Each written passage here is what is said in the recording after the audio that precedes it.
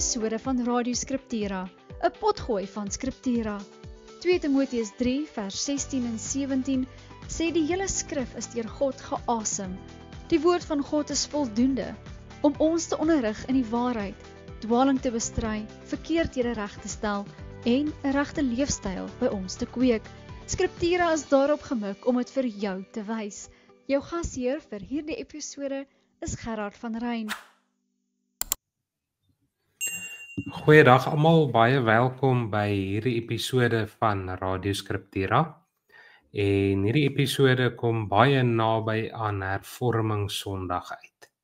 En vir Hervormingssondag gaan ons verder terug as die hervorming hierdie jaar en ons gaan kyk na die geloofsbelydenis van Nicea. En so is die hervorming maar ook daar gegaan het om terug te gaan na die woord. Is hierdie geloofsbelydenis 'n kosbare nasê, 'n samevatting van die woord. Nou hierdie jaar is die geloofsbelydenis van Nicea reeds 1700 jaar oud. Sy oorspronklike vorm het hy in die jaar 325 by die raad of die vergadering van Nicea gekry en later by Konstantinopel is daar uitgebrei en aangepas en nog later nog, ons sal vorentoe in die episode bietjie daaroor gesels. Die belangrike om vas te hou, 'n belydenisskrif is 'n nasê van die woord. So hierdie is wat ons glo op grond van die woord. En belydenisskrifte het dikwels in 'n antwoord op dwaalleer ontstaan of ook in stryd. En ons sal ook in hierdie episode gesels oor die dwaalleer wat hierdie belydenisskrif dan geantwoord het. Nou, voordat ek hierdie belydenisskrif vir ons gaan voorlees, ek wil net hallo sê vir Jaco wat saam met my is vandag in die episode. Ek hoop dit gaan goed daar in die Kaap. Ja, dankie Gerrie, goeiemôre, dit gaan goed. Mooi. Ek gaan vir ons die belydenisskrif lees en soos ons hom lees, luister maar net hoe die woord nagesê word. Daar is selfs 'n deel wat ons kan sê direkte aanhaling uit die woord uit is. Lukas 1 vers 33, aan sy koningskap sal daar geen einde wees nie, in die 83 vertaling. So, die geloofsbelydenis van Nicea. Ons glo in een God, die almagtige Vader, die skepper van hemel en aarde, van alle sigbare en onsigbare dinge. En in een Here Jesus Christus, die eniggebore Seun van God, voor al die eeue uit die Vader gebore. Hy is God uit God, lig uit lig, ware God uit ware God, gebore, nie gemaak nie, een in wese met die Vader, deur wie alles tot stand gekom het. Hy ter wille van ons mense en ons saligheid uit die hemel neergedaal, hy deur die Heilige Gees uit die Maagd Maria vlees geword, hy het mens geword. Onder Pontius Pilatus is hy vir ons gekruisig. Hy het gelei en is begrawe. Op die 3de dag het hy volgens die skrifte opgestaan en hy het na die hemel opgevaar. Hy sit aan die regterhand van die Vader en hy sal met heerlikheid terugkom om die lewendes en die dooies te oordeel. Aan sy koningskap sal daar geen einde wees nie. Ons glo in die Heilige Gees, wat Here is en lewend maak. Hy gaan van die Vader en die Seun uit en hy word saam met die Vader en die Seun aanbid en verheerlik. Hy het deur die profete gespreek. Ons glo aan een heilige algemene apostoliese kerk. Ons bely een doop tot vergifnis van die sondes. Ons verwag die opstanding van die dooies en die lewe van die toekomstige bedeling. Amen. Nou net voor ons verder gaan praat oor hierdie kosbare belydenisskrif, is dit belangrik om te noem dat hierdie een van ons ekumeniese belydenisskrifte is. Met ander woorde, ons deel hierdie belydenisskrif met vreeslik baie kerke. Ons besondere belydenisskrifte, die Nederlandse geloofsbelydenis, die Heidelbergse Katekismes en die Dordtse leerreëls is weer baie meer spesifiek oor wat ons glo, maar hierdie ekumeniese belydenisskrif saam met die 12 artikels, saam met Athanasius, is 'n fondament van baie kerke. So Jaco, kom ons gesels bietjie oor hierdie belydenisskrif. Ons selfs oor die vraag, maar hoe het hierdie belydenisskrif ontstaan? Waar kom hy vandaan? Hoekom het ons hom? Ja, Gerrie, die Here het met sy kerk op pad gestap, as ek dit in eenvoudige layman's, soos die Engelse woord sê, kan net begin 'n inleiding gee. Die Here het met die kerk op pad gestap. Jesus Christus het mens geword, onder ons kom woon, sy bediening gehad, gesterwe, opgestaan uit die dode, opgevaar na die hemel. Dis natuurlik elemente wat ons bely in die apostoliese geloofsbelydenis, en nou moet die kerk vorm aanneem. Op Pinkster vind plaas, die kerk begin neerslag vind in 'n meer gestruktureerde vorm. Verskillende onsekerhede begin ontwikkel, verskillende groepe wat inspeel, ook dwalinge. So na eerste eeu of twee sou ek sê, was die eenvoudige belydenis van die kerk, maar die apostoliese geloofsbelydenis soos ons ken, dit het gevorm uit die baptiste belydenisse. En as ek sê baptiste belydenis, praat ek nou nie van baptiste nie. Baptiste, kom ons noem die doopbelydenisse. Verskillende kerke op verskillende punte het, as hulle mense gedoop het wat tot die geloof gekom het, die eenvoudige trinitêre belydenis gehad, wat dan later vorm aangeneem het tot die apostoliese geloofsbelydenis. En die naam van die apostoliese geloofsbelydenis beteken dat dit maar uit geskiedenis geglo word dat dis wat die leer van die apostels in die begin was, en hoekom ons dit ook so bely. En so die kerk het rondom dit, maar nuwe gelowiges wat tot geloof gekom het, wat daai ding moes bely. Hulle het ook met die is ook disippelskap gedoen voor hulle belydenis gedoen het, en so toe begin die dwalinge meer raak, soos aanloop na die 2de, 3de eeu het, daar verskillende groepe ontstaan, die modaliste, die Sabellianisme, ouens wat gesê het, die Vader, die Seun en die Gees is net 3 forme van die Vader. Daar was ook die wat gesê het, nee, Jesus is nie soos presies soos die Vader nie. Dit is natuurlik wat aangeloop het tot die Ariaanse krisis toe, hier in rondom 318. Baie dinge het gebeur, politiese vlak ook. So daai eerste 1 of 2 eeue was die groot krisis oor Christus. Wie is hierdie Christus wat ons nou bely as die enigste verlosser? En dit speel af in hierdie hele Romeinse Greco-Rome era ook, waar die keiser of aanbid moet word as God ensovoorts. En so toe begin Arius opstaan en hy sê nee, Christus was nie van ewig af nie. Hy is 'n geskape wese, hy is goddelik, maar nie soos die Vader nie. En dit het tot 'n krisis in die kerk gelei. Saam met dit het ons nou ook die groot politieke storie ontwikkel rondom Konstantin. Konstantin kom sogenaamd tot bekering. So 'n groot krisis in die kerk. En toe roep hy op, nee, maar die kerk moet een wees. Hy verklaar Christendom as 'n nasionale godsdienst, en dan moet eenheid in die kerk wees, en hy roep toe op, dan moet 'n vergadering gehou word, en dit is natuurlik waar ons die eerste raad by Nicea kry, en hierdie krisis oor Christus, wie Christus is, moet uitgesorteer word. En dit vind neerslag in Nicea. So, ek gaan eers daar stop, dat jy ook kan bydra. So, en dit is ons basies by die inleiding van Nicea gekom het, met Arius, wat gesê het, Christus is 'n geskape wese, hy is die seun van God, hy is soos God, maar hy is goddelik, maar hy is nie God self nie. Ja, jy sê nou ek moet saamgesels, maar ek luister nou lekker. Jy het in 'n neutedop 'n groot deel van die kerkgeskiedenis vir ons mooi saamgevat. Ja, hierdie belydenisskrif is, dit kom weens dwaalleer ontstaan het, en baie mooi die lyn gewys van Arius wat gesê het, maar die seun van God is andersoortig as die Vader. En hy's 'n skepsel. Ja, die eerste van alle skepsele, voor alles gemaak, maar steeds die punt dat hy gemaak is. En natuurlik bring dit dan dadelik 'n klomp vrae in 'n mens se kop op. As dit dan nou so sou wees, wat glo ons dan verder van hom? En hierdie belydenisskrif het dan daarop baie mooi geantwoord. Baie duidelik die woorde, een in wese met die Vader. So hy's nie andersoortig nie. Hy is een in wese met die Vader. Hy is nie gemaak nie, hy is gebore, hy is deur die Vader voortgebring. So baie duidelike antwoord op hierdie dwaling. En 'n antwoord natuurlik uit die woord uit. En dan interessant gaan ons, as ek nou weer die bal in jou hande gaan gooi, die verdere ontwikkeling.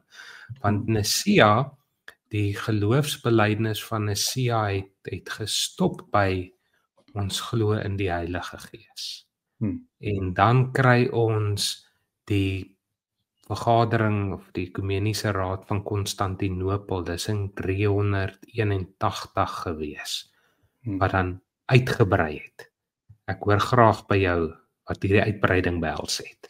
Ja, so by Nicea is toe nou saamgestel, vasgestel, die seun is van dieselfde wese as die Vader. 'n bekende frase wat bietjie meer in die teologie ingaan en nog gestudeer het, sal ook weet, homoousios to patri, van dieselfde wese as die Vader. Christus is ware God, uit ware God, gebore nie gemaak nie. En daar was ook hierdie anathemas, met ander verwerpinge van die Ariaanse wat daar uitgevloei het. Daar's 'n verskillende lys ook gegee en gesê hierdie verwerp ons en hierdie groepe verwerp ons, maar soos jy reg sê, daar's net eenvoudig gesê die Heilige Gees is net kort genoem, ons glo in die Heilige Gees. Dis nie baie duidelik gesê nie. En so toe daai situasie, kan ek sê, bietjie die stof daar gaan lê, toe kry ons die aanloop van 325 tot 360 na Christus, waar daar nou verdeeldheid onderstaan onder die kerke oor die semi-Ariane. So die stryd in die Ariane is gewen, so daar's ouens wat toe nou die Ariaanse storie oor Jesus verlaat, maar hulle is nog nie volledig op dieselfde bladsy met oor die Heilige Gees nie. En toe ontstaan daar die hele storie rondom die Heilige Gees. Wie is die Heilige Gees nou? En so by daai 381 Konstantinopel waar die kerk toe nou duidelik stel, maar wie is die Heilige Gees? So, net om eenkie terug te stap vir ons luisteraars onthou. So, die groot stryd, kan ek maar sê, tot by 325 was verskillende uiterstes. Daar's ouens wat Jesus se godheid, daar's ander ouens ook, dat Jesus se godheid verabsoluteer, sodat sy menslikheid amper heeltemal buite rekening gelaat. Dis die een ekstreem. Die ander ekstreem was sy menslikheid, is nou meer waar Arius in daai groepering ingekom het. Hy was mens wat God geword het met sy opstanding. So hulle het sy menslikheid verabsoluteer. Dan was daar hier in die middel ook 'n groep wat gesê het, Jesus was 'n geestelike wees. Hy was nie fisies mens nie. Hy het ook geestelik opgestaan. So dit was die groeperinge wat aangegee het tot by 325, maar soos ek nou sê, nou sit ons met die kwessie van rondom die Heilige Gees, wie is die Heilige Gees? En daar was ook 'n bietjie ander kontroversie rondom die Heilige Gees, want nou sit jy met hierdie semi-Ariane en 381 het probeer soveel as moontlik mense intrek om saam te bely. En so daar was 'n bietjie, ek wil nie sê, as ek die woord kompromis gebruik, dan mag dit verkeerd klink, dat dan nou, dat 381 'n kompromis was, maar die woordkeuses oor die Heilige Gees was baie sensitief. En as ek onthou uit my kerkgeskiedenis uit, was dit belangrik dat hulle wou nie betrokke raak, want die semi-Ariane en van die Ariane wat nog nie rondte was, het met baie filosofiese terme gewerk rondom die persoon van die Gees. En die kerk het gesê, nee, ons gaan nie verval in daai tipe terme nie. Ons gaan Bybels verklaar. En so het hulle baie spesifieke terme gebruik by 381, soos die Heilige Gees is die gewer van lewe. Nee? Nou, as jy daai term gebruik, dis soos amper soos toe Jesus gesê het, ek vergewe sondes. Jesus het nooit, ek wil nie sê nooit nie, maar nie pertinent altyd gesê, ek is God nie. Hy het gesê, ek vergewe sondes. Toe wil hom doodmaak, want hulle sê, jy is God. So die woorde wat gebruik is by 381 was baie spesifiek, om te kan sê, die Heilige Gees is die gewer van lewe, stel hom bo alles, want dit stel hom absoluut gelyk aan God. Want as hy 'n mag was, want die groot stryd ook toe met die modaliste was, dat die Heilige Gees is net 'n force, Engelse woord, hy's net 'n mag, hy's 'n mag van die Vader, hy's nie ook 'n persoon nie. Maar die oomblik as jy sê, hy's die gewer van lewe, dan sit jy hom op die absolute selfde vlak as die Vader en die Seun, want 'n gees of 'n mag of 'n force kan nie in dieselfde vorm as die Vader en die Seun lewe gee nie. So dit is waar ons toe nou uitkom by 381, en miskien kan jy net uit daai belydenis daar die woorde lees, dat die luisteraars kan hoor wat het hulle toe nou gesê. Ja, ons glo in die Heilige Gees wat Here is en lewend maak. Ja, Hy gaan van die Vader uit. ja, Hierso kom ons dan by 'n nog verdere ontwikkeling en ek dink ons moet mooi raak sien van belydenisskrifte. Dis nie soos God se woord waaraan ons niks byvoeg of niks verander nie. Belydenisskrifte kan en moet as die noodsaak aangewys word, aangepas word. En die mooi ding wat ons van ons belydenisskrifte kan sien, hoe oud hulle ook al is, dat daar nooit verdere goed is wat sê hierdie is nie reg nie, hierdie is nie volgens die woord nie. Maar hier laat in die 5de eeu het daar 'n byvoeging gekom tot hierdie belydenisskrif. Eenvoudig, hy gaan van die Vader en die Seun uit, die hele filioque kwessie, wat kerke toe bygevoeg het, en dit het latere jare dan tot 'n skeiding gelei tussen die Oosterse en die Westerse kerk. Want hierdie byvoeging sê dan eenvoudig maar op grond van die woord natuurlik. Die Heilige Gees gaan nie net van die Vader uit nie, dit is die Gees van die Seun ook. En dan het hy, so kan ons maar sê op die einde dan sy finale vorm as belydenisskrif gekry. Dis 'n groot kwessie in die kerk se geskiedenis, die hele vraagstuk, gaan die Heilige Gees net van die Vader uit of gaan hy van die Seun ook uit? Saam met die kwessie wat jy al nou genoem het, maar is hy self Here? So ek dink ons sien in die ontstaan van hierdie belydenisskrif die kosbaarheid van die kerk wat aanhou vra, wat is die volheid van wat die Here ons leer, sodat ons dit kan bely. Nou die volgende vraag is natuurlik, wat is die plek van hierdie belydenisskrif vir ons? Of anders gestel, wat sou daar by ons kort as ons nie hierdie belydenisskrif gehad het? Ja, dis 'n baie belangrike vraag, Gerry. Weereens wil ek daar waar ek in die begin het sê hoe die Here met sy kerk gewerk het. Ons ignoreer veral in ons 20ste, 21ste eeu tyd die geskiedenis. Ons val hier in en regtig as jy die geskiedenis ignoreer en hoe die kerk gevorm is en hoe die Here sy woord aan sy kerk heilig gemaak het, maak jy jouself baie oop vir dwalinge. So wat ons duidelik sien hierdie eerste klomp eeue was bedoel om, en dis hoe die Here sy kerk gelei het, om die drie-eenheid, nou sukkel ek weer met die Engelse woord, solidify is Engelse woord, die neerslag van die drie-eenheid aan te lê. Die drie-eenheid was vasgelê in die kerk, hierdie 2de, 3de eeu, want net nog iets te noem, by die 4de eeu het jy ook Chalcedon gehad, 'n baie belangrike belydenis, en daar het het gaan oor die persoon van Christus, want wat ek net genoem het, hierdie groeperinge wat uiterstes gehad het na absolutering van sy godheid of absolutering van sy mensheid. By Chalcedon is gesê hy's 100% God, 100% mens, twee nature, een persoon. So daar word Christus 'n persoon duidelik gemaak. Kort daarna kom die filioque, waar hy gaan net van die Vader uit. Nou dis 'n baie belangrike ding hierdie belydenis, want ons mag dink ag dis nie so belangrik, jy kan nie ooste en die weste by mekaar kom nie, maar die oomblik as jy sê die Gees gaan net van die Vader uit, dan breek jy die drie-eenheid op. Want is onmoontlik vir die Gees om net van die Vader uit te gaan as daar een wese en een wil in God is. Hy moet van die Vader en die Seun uitgaan, as dan net een wil en wese in God is, en as hy ook deel is van die een wil en die wese. En so daai was 'n baie belangrike punt, want die Westerse kerk het ook dinge gesê, dat die Gees kan dinge op sy eie doen, anders as die Seun, omdat hy nie van die Seun ook uitgaan nie.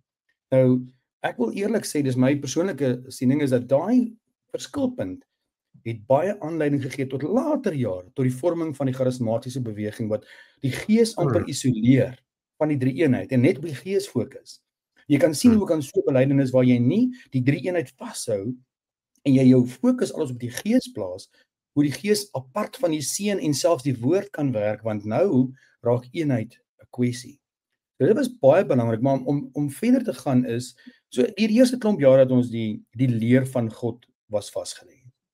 En toe het ons die donker eeue, en toe gaan ons mos in die werke gedrewe, kom ons noem die werke gedrewe geskiedenis van die kerk, in die tyd wat aanloop tot by die reformatie. En so toe kom ons by die reformatie, en daar kom die Here, en hy kom lê weer vas in sy kerk, die leer van saligheid. So ons het die leer van die drie-eenheid gekry, maar by die reformatie kom die Here en hy maak duidelik aan ons wat is die leer van die saligheid.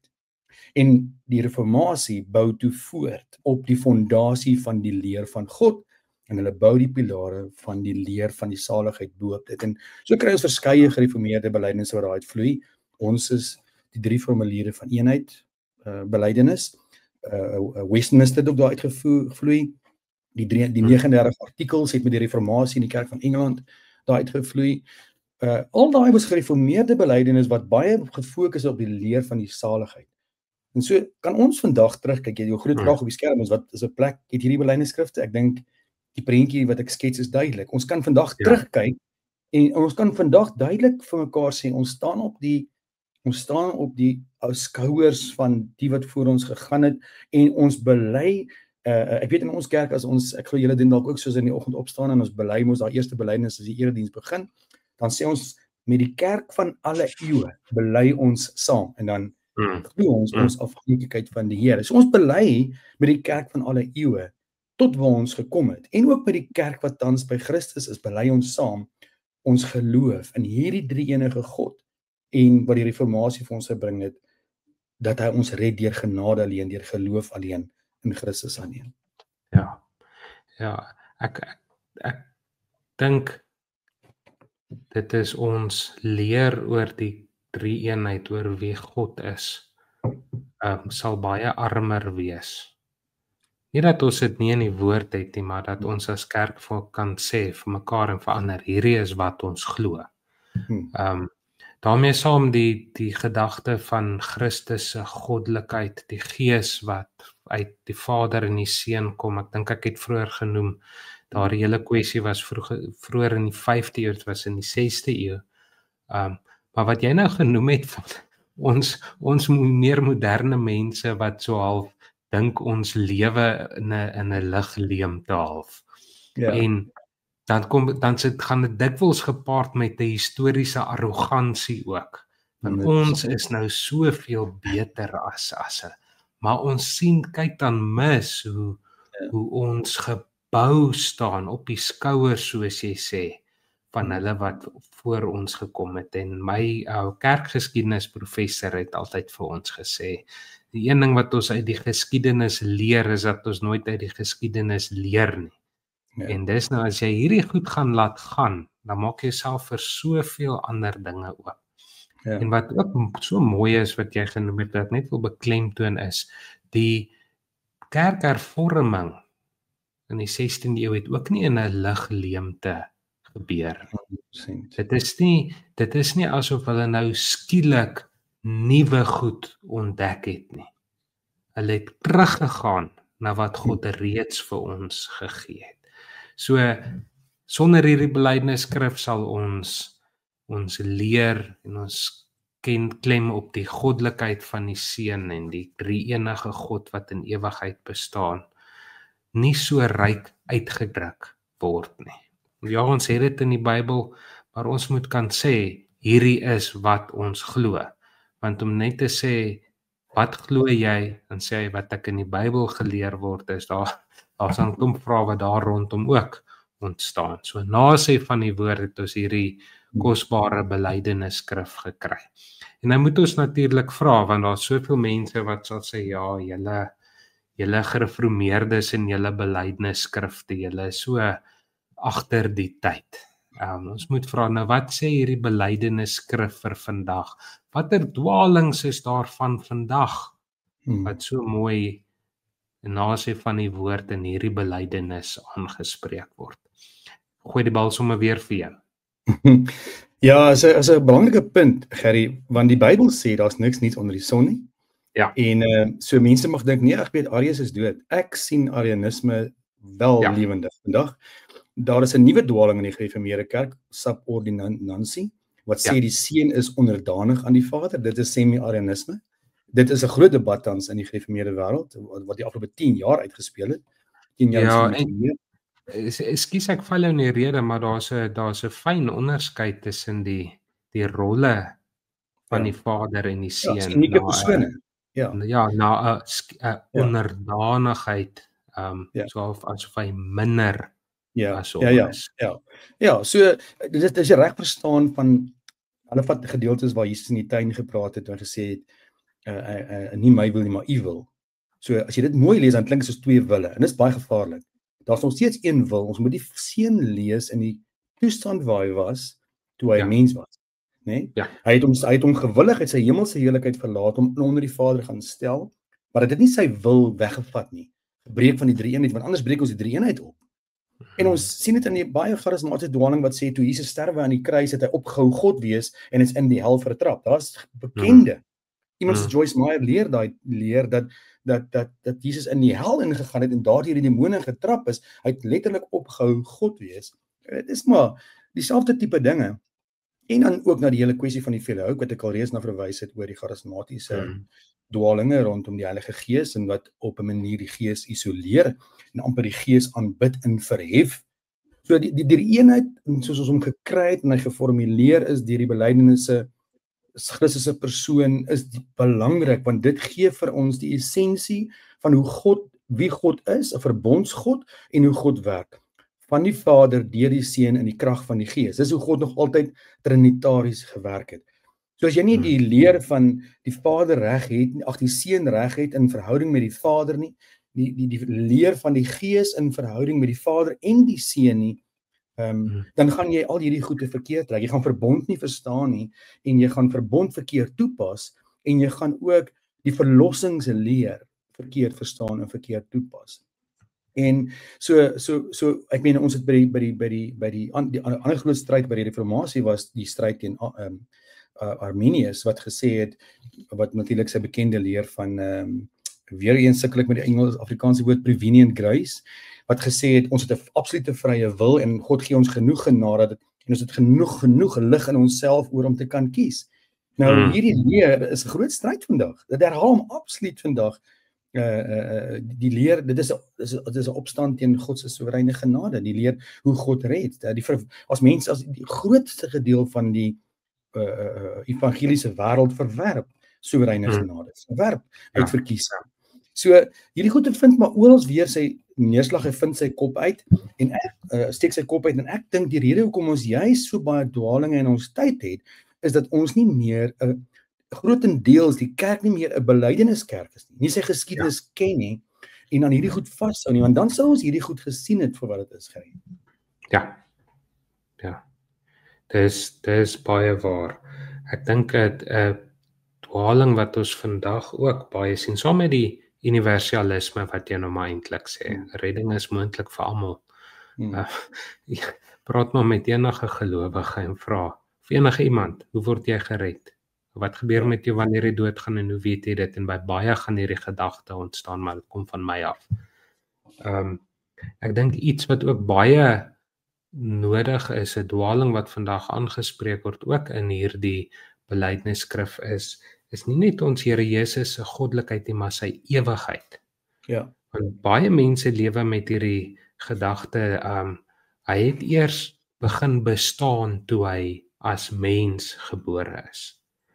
En so van aan die begin was dit net God, die Vader en toe nou later het die Seun gekom en dan daarmee saamkom hierdie valse onderskeid tussen God in die Ou Testament was so breed en so kwaai en so dit en dat en toe kom Jesus nou en alles is net liefde. So dit is so belangrik soos jy gesê het, hou vas aan wat ons het. Is 'n kerk sonder 'n belydenis is 'n kerk sonder wortels. Ja. En dan skep dit net ruimte vir soveel dwalings. En dan nog eers genoem van groepe soos die Jehova Getuies, wat ook die goddelikheid van ons Here Jesus bevraagteken nie, groepe soos die moslems ook. Daar's baie dwaling wat die woord aanspreek. Dis opmerklik om te sien hoeveel van die inhoud in die Nuwe Testament oor die aanspreek van dwaling gaan en waarskuwing teen dwaling. En dan die mooi hoe ons as kerke nou kan bely op grond van die woord. Hierdie is presies wat ons glo. Ek weet nie of jy nog iets sou wou bysê nie. Ja, ek dink ek wil net 'n paar groepe nog noem wat ook daarbey aansluit wat gewild onder ons is, veral Afrikaanse kringe. Afrikaanse kringe kry jy jou Hebreë roots sogenaamd, die dit vir Afrikaans sal verwees nie, maar hulle is ook Ariaans. Hulle glo nie in die ewigheid van Christus nie. Daar is van hulle wat sal dit nog bely, 'n vorm daarvan bely, maar in die algemeen is jou Hebrew Roots beweging wat tans baie gewild polities geraak het onder konservatiewe Afrikaners. Nou as ek die woord konservatiewe Afrikaners gebruik, moet julle asseblief nou nie dink ek sê ons en ek is konservatief Afrikaans. Maar daar is onder sekere kringe en hulle en dan is daar T.D. Jakes ouens. T.D. Jakes is 'n modalist. Hy's 'n one Pentecostalist. Hulle sê dat die Gees is 'n mag en Jesus, hulle sê daar's een God en hy manifesteer homself in 3 persone, Vader, Seun en Gees. Dit is modaliste. Dis wat modaliste in die begin gesê het. En soos ek reeds genoem het, daar's bekende charismate wat sê dat Jesus opgehou God word het aan die kruis.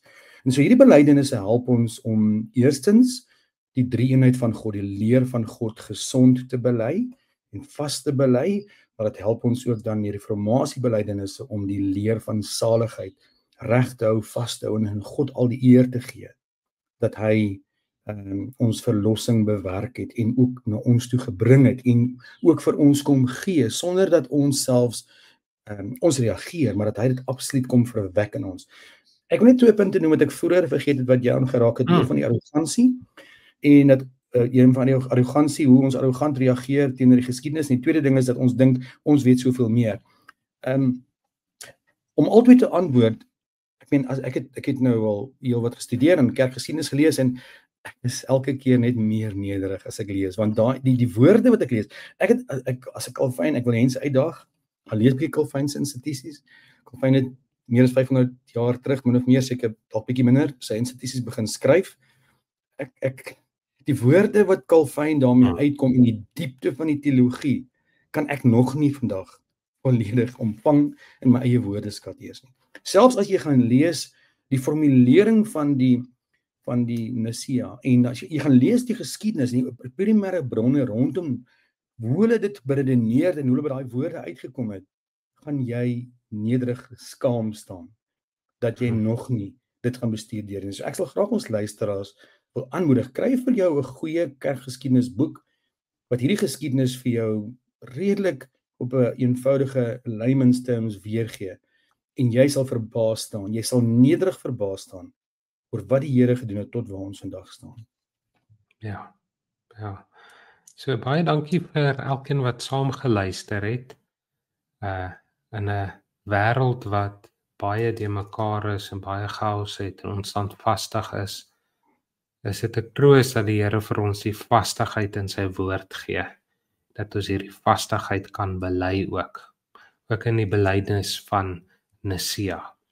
En mag ons as die Here se kerk, ons as gereformeerdes, nie skaam wees vir ons wortels nie, maar diep dankbaar, en mag ons die waarde daarvan besef om te mag en te kan bely.